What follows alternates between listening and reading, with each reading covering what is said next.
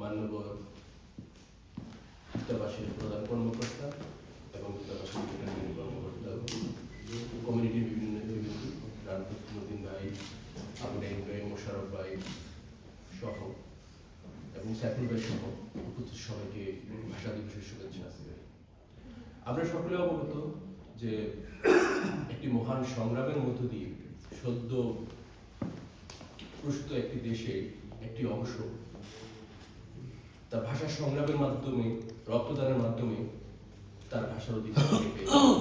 আমরা যারা লেখালেখির সাথে সম্পৃক্ত, আমরা যারা মঞ্চ অভিনয়ের সাথে সম্পৃক্ত ছিলাম, আমরা প্রতিপদে এবং এখন যখন পর্তুগালে এসে আমরা অভিনয় করছি, তখন আমরা আসলে বুঝতে পারছি যে ভাষার যে প্রয়োগটা এবং ভাষার যে দখলটা সেটা কতটুকু গুরুত্বপূর্ণ।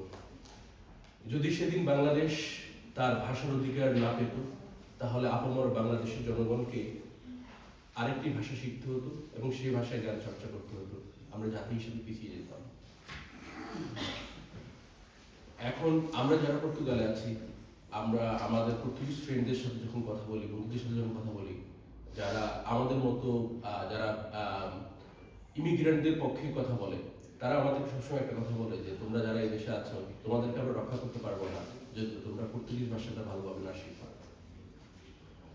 এবং আমাদের বাচ্চারা এই দেশে বড় হবে, যাদের জন্ম এই দেশে হচ্ছে। আমার একটা বিনীত অনুরোধ থাকবে, আপনারা যারা ইমিগ্রেন্টরা এই দেশে আছেন, আপনারা মনোযোগ দিয়ে পর্তুগিজ ভাষাটা শিখুন। এবং আমার আরেকটি বিনীত অনুরোধ থাকবে, আপনারা ঘরের মধ্যে বাচ্চাদের সাথে বিশুদ্ধ বাংলায় কথা বলুন। তারা যেহেতু এই দেশে আছে, তারা এই দেশের ভাষাটা শিখে যাবে অটোমেটিকলি। বাংলাটা যেন তারা না ভুলে যায়, কারণ আমাদের আগামী প্রজন্ম এখানে বেড়ে উঠবে, তারা যেন আমাদের ভাষাটা লালন করে।